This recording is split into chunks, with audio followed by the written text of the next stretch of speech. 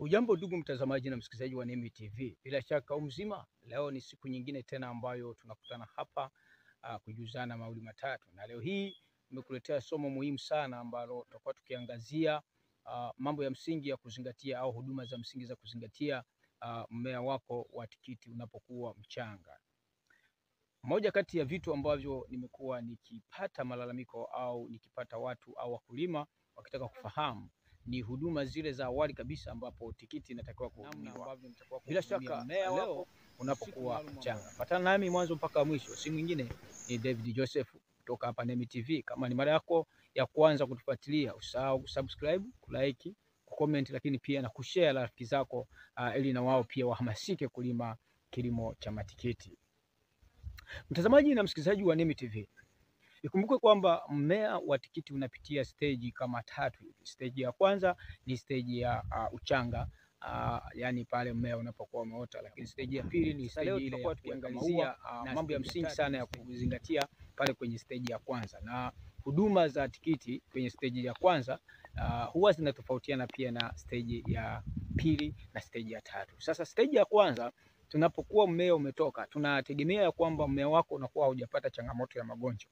Kwa hiyo hapo tutakachokifanya maana yake tutanunua madawa ambayo ni yale madawa ya kuweza kuzuia wadudu wanaoweza kukata mmea kama vile panzi na wadudu wengine wanaoruka.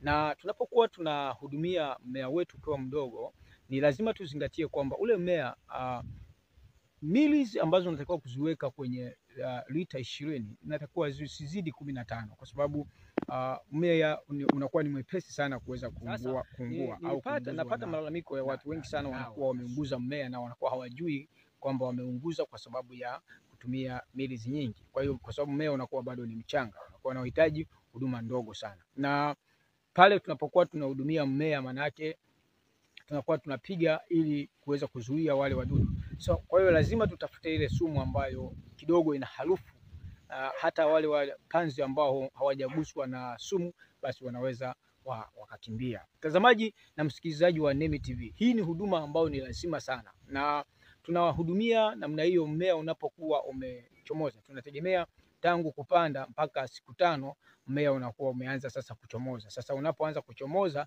ili usipate hasara, ni lazima upige sumu ya kuweza kuzuia panzi wanaoweza kukata.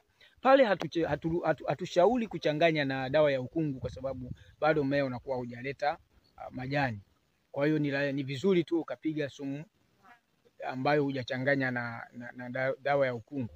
Kwa hiyo unapiga sumu ambazo zile ni sumu kali kama vile Carlet, unaweza ukapiga, lakini pia kuna sumu zingine ambazo pia zina harufu ambazo zinaweza zikafanya vizuri. Hii ni huduma ya muhimu sana. Usipofanya hivyo, ikumbuke kwamba mmea wa tikiti ukishakatwa hauwezi tena kuota. Huduma ya pili ambayo unatakiwa kuizingatia ni uwekaji wa mbolea. Uwekaji wa mbolea ni kitu ya msingi sana, hata mmea wako unapokuwa unaanza kuwa na majani matatu. Na tunasema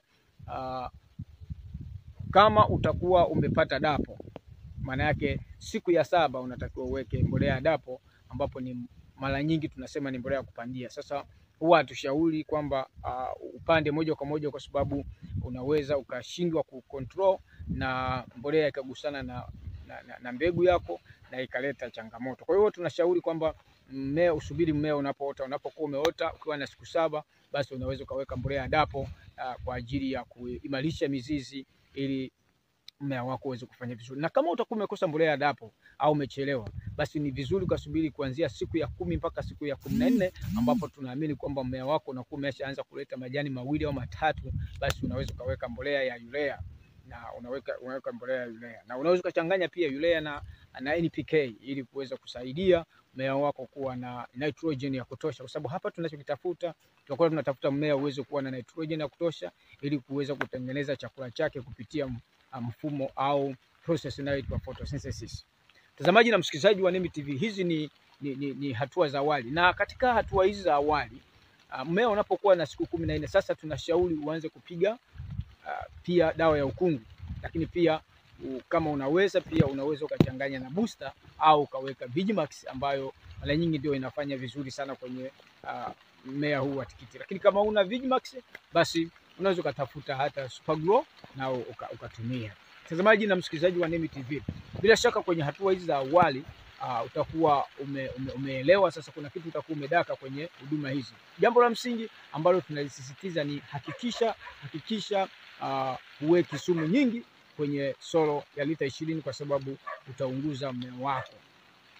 Karibu sana Nemi TV, tuendelea kuwa pamoja na utaendelea kunifuatilia na mimi kama utakuwa umepata kitu na naamini wewe ni mkulima, basi usisahau kusubscribe, like, comment, lakini pia na kushare.